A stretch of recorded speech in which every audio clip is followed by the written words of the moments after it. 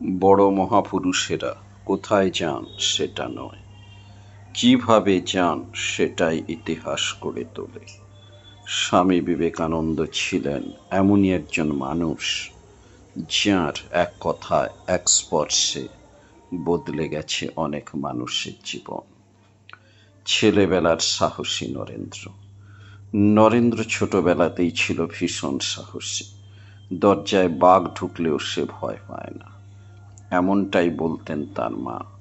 এই সাহস, এই স্পর্ধাই একদিন তাকে নিয়ে গেল দেশ ভ্রমণে, গরিবের কুটিরে, রাজার প্রাসাদে, পথে ঘাটে, নদীর পাড়ে।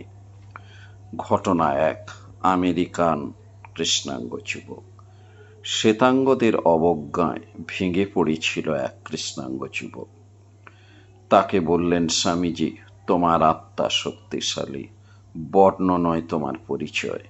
সেই দিন থেকে নতুন করে বাঁচতে শিখল সে। ঘটনা দুই কায়রোয় গলির মেয়েরা। কায়রোয় এক নিষিদ্ধ গলিতে হঠাৎ পা পড়েছিল স্বামীজির।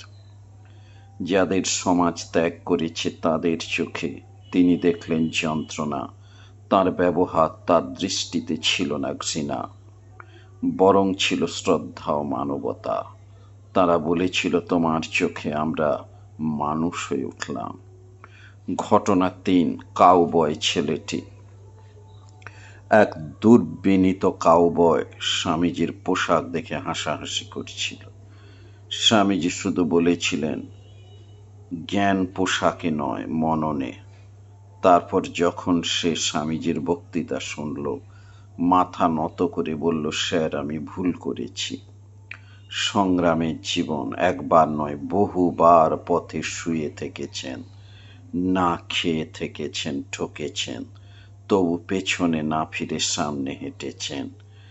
এই তো ছিল স্বামীজির সবচেয়ে বড় শিক্ষা, যত বাধাই আসুক হেঁটে চলাই তোমার ধর্ম।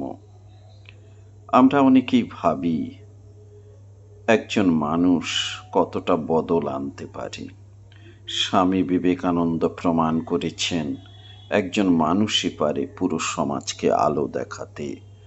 এই গল্পগুলো কি আপনাকে স্পর্শ করেছে? তাহলে একটা লাইক দিন, বন্ধুদের সঙ্গে শেয়ার করুন, আর আমাদের চ্যানেল স্টাডি লাইন স্টুডেন্টসে সাবস্ক্রাইব করুন।